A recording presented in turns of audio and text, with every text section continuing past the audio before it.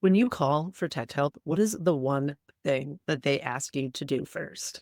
That is the same thing that can help with burnout too. If you're overwhelmed, exhausted, and it feels like the hits keep on coming and you're ready to throw your hands up and say, no more, I'm done. I've got one tried and true way to help you to keep going that I got from the tech people. At the end of this episode, I'm going to give you 3 questions that I ask myself that helps me to stay focused on doing this one thing. After a lifetime of always prioritizing everyone else's needs over your own, do you feel like you don't know who you are anymore? You may be moving into this next phase of your life or going through a major life transition with different family dynamics, your career, or maybe partner relationships changing, and you're saying to yourself, who am I? I feel lost. You are not alone. It's time to prioritize yourself and power your mission. It's time to love your life on purpose. I'm Michelle Vandehay, certified holistic life coach and compassion fatigue specialist to mission-driven people around the world. Let's explore who you are and discover who you want to become because you are worth it. Have you ever had a device, maybe your phone, maybe a computer, ever start working real slow, glitching out on you? Have you ever called a tech person?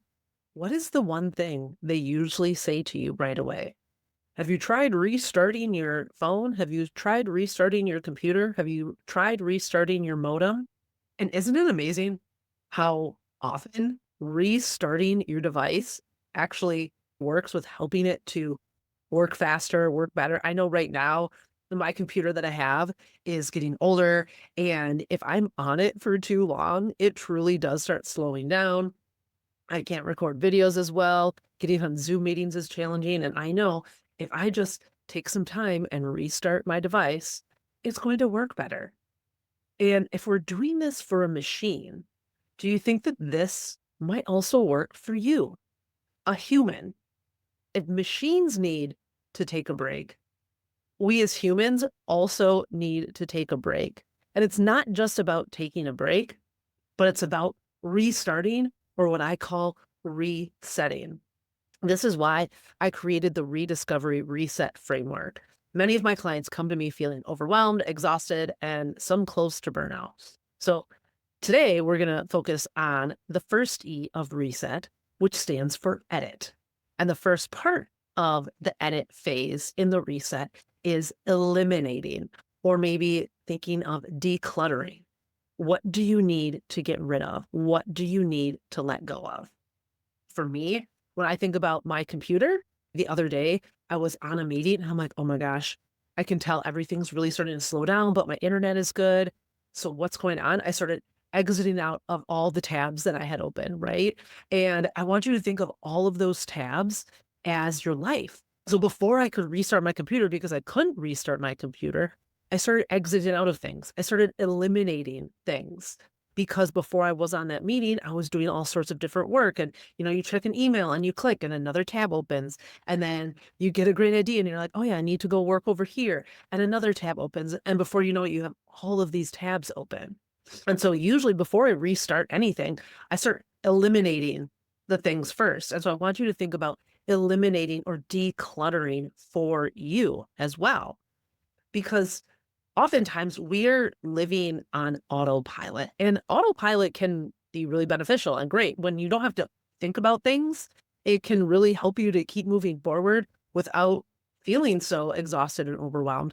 The issue is, just like with me getting more and more tabs, is when we're on autopilot, we start doing the things that we do every day, and we are also adding in all the different things that are happening each and every single day. So the autopilot can help us to keep moving forward. But then when we're operating on autopilot and not taking time to do a reset to eliminate some things, then this autopilot can become detrimental because you're adding, because usually that's what happens with autopilot is you're adding, but you're not taking away. So when you find yourself kind of spiraling out of control and overwhelmed, one of the best things you can do is just get rid of some shit, right? We just got to get rid of stuff. I'm doing this right now in my office. I'm getting rid of a lot of old stuff that is no longer serving me. When you think of, do you sometimes think, yeah, I really want to do this, but it's really hard. So stick around to the end because I'm going to share the 3 questions I ask myself to help me to let go of things, even in my office, because even in my office, sometimes I had a hard time letting go of things. So think about the last time you decluttered, or someone else maybe did it for you, or maybe someone even just like cleaned up a space for you and you walked into that room, or you opened that drawer, or you got in your car. How did it feel after having that space be cluttered? And then the next time you open it, it was decluttered. It was more organized. What's even happening in your body right now? Did you start to smile? Did you take a deep breath and almost let out a calming sigh like, this feels good? Did you maybe feel a little bit lighter? This is one of the reasons why it's so important to eliminate things, to eliminate apps, and to make sure that we're doing this on a semi-regular basis. So our autopilot of adding is this gives us a time to recognize what have we been adding that maybe we don't need anymore. So when you're decluttering and the letting go of stuff, do you ever wish you had a friend with you because you're not motivated to start it all on your own and it almost feels like this project is too big to do on my own? That's one of the reasons why I believe community is so important and why I created the Love Your Life on Purpose community. Not only are there exclusive live videos, behind the scenes, fun discussions, but there's also other folks that could possibly use a declutter buddy just like you. And right now, community is so important for healing and support more than ever before. So if you'd like to join the Love Your Life on Purpose community, you can go to loveyourlifeonpurpose.com or search Love Your Life on Purpose on Facebook. Click join, answer the few questions, and we will happily add you. Let's get to the 3 questions I ask myself to help keep me focused and to help me actually let go of things when I'm trying to declutter and eliminate things. Number 1, does this bring me joy? Does this put a smile on my face? Is this making me happy or does it not? Then maybe it's time to go. Not everything's going to bring you joy.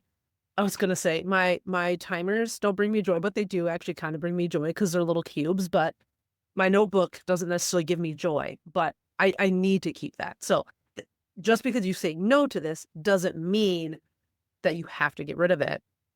But then if it doesn't bring you joy, ask yourself the second question. Did it already serve its purpose? Or maybe think of it in this way. Am I going to use this again in the next 6 or 12 months? And if not, and if you're like, well, I might use it in 5 years when this thing happens, it may be time to let go of that thing because maybe it served its purpose already. And I know this can be a hard thing for me, especially when I think about the context of my office, because I love learning and growing. And so I have lots of different books, lots of different magazines, lots of different, even like just papers and workbooks printed out that have such amazing information in it.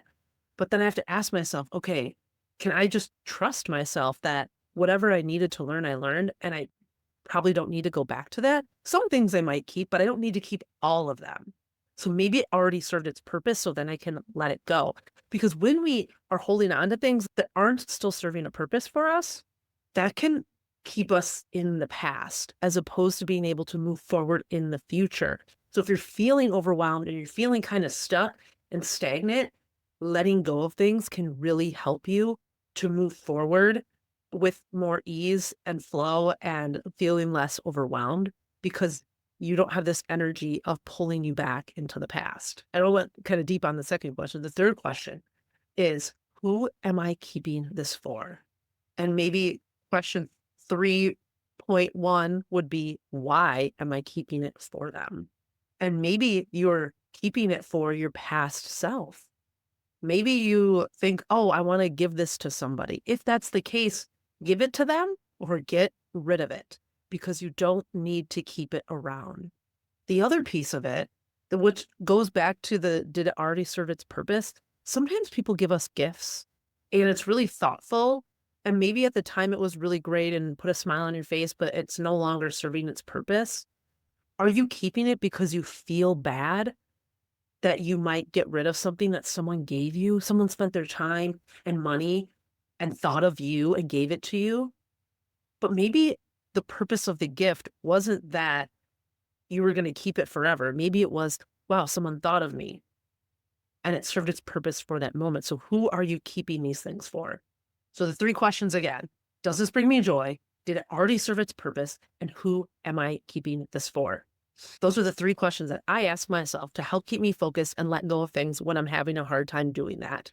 If you're watching this on YouTube, subscribe, leave a comment with a question that you ask yourself to help you to let go of things.